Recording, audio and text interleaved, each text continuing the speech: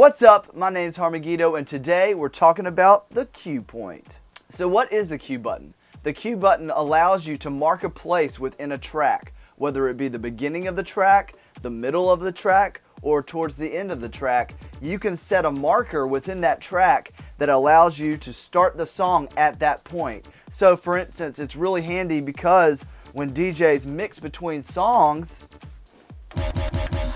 they can have their cue set up to the place where they want to transition to the next point or to the next song. So for instance, if you're wanting to mix the tracks at the point of both breakdowns of two different songs, you have one track that's going, it's going through the drop and it's about to go in the breakdown, and then you set up your cue point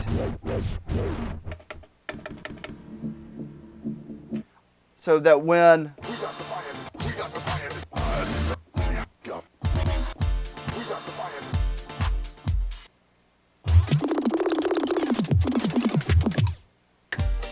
so you got this track going,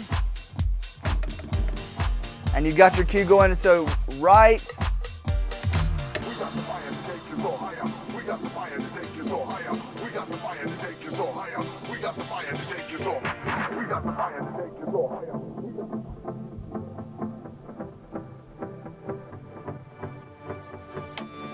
And then you're in the next song. So that's a really handy way to understand how to use the cue point, especially if your tracks haven't been analyzed and you haven't set up any cue points previously. So how do you set a cue button? So let's take a look.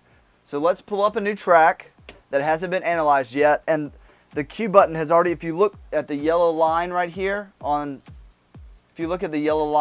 that's where the cue button has automatically been set by Rekordbox. Now to change that to the start of the beat, for instance, if you were going to drop the track right on the one of when you're mixing two tracks, that would be a little off, so that you would have to move the jog wheel. So we want the song to start on the very first transient of the new song.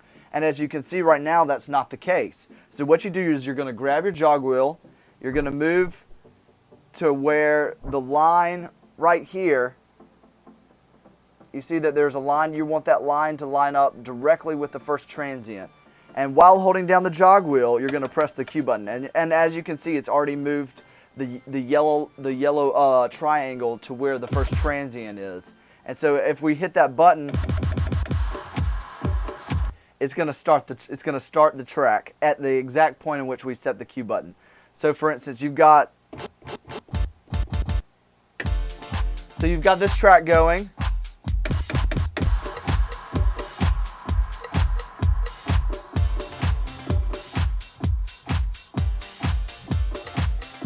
We're going to jet it up.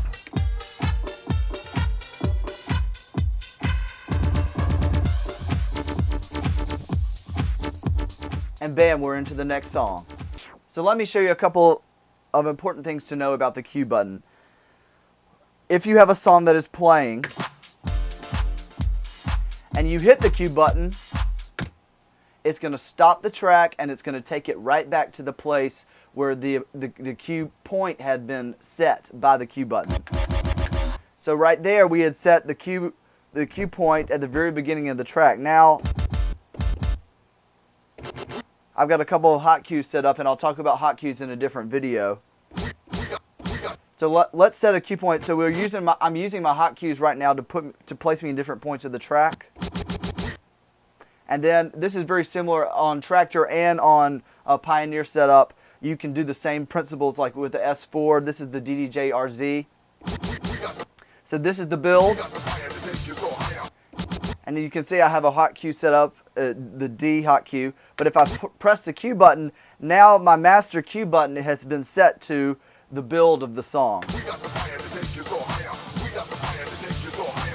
And then I can push while holding down. That's the other thing that I wanted to teach you is if you let go of the cue button while the track is playing, it's going to stop the track and take you right back to the very beginning of that point. But what you have to do is you have to hold down the cue button, and then if you want the track to continue on playing, you have to hit, while holding down the cue button, the play button as well. So watch. See, I didn't hit the play button.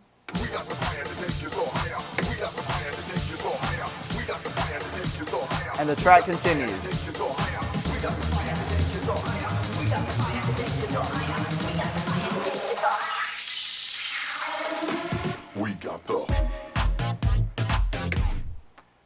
So that's that. So here are my 3 pro tips for you to be prepared in a live situation. Number 1, know your tracks. Every DJ should know his set list and what tracks he's planning to use that night, and have them in a file and have them ready to go and know them from start to finish, because it's important if you're going to mix these songs that you know where the transition points are, so that way you can be creative. You don't have to play all the songs that you have set up from A to B or from 1 to 10.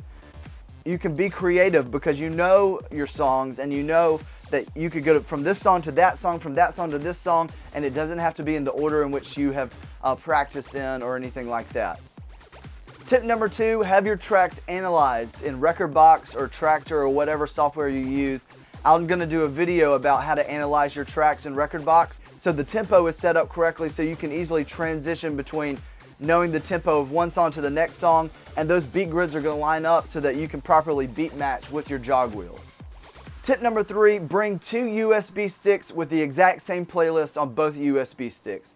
Even if you're a Tractor DJ and you use the S4 or any other kind of controller, I would suggest bringing 2 USB sticks with your tracks analyzed in Rekordbox, because a lot of clubs are set up using the Pioneer CDJs and the DJM 900. It's important to have 2, 1 if one doesn't work, but 2 if the 2 CDJs in the club aren't linked, then 1 USB stick couldn't read on both CDJs. You'll have to have 2 separate USB sticks to go into each CDJ and then mix into the mixer. Thanks for tuning in. My name's Megiddo. Please like and subscribe, and if you have any questions or comments, please leave them down below, and I'll see you next time.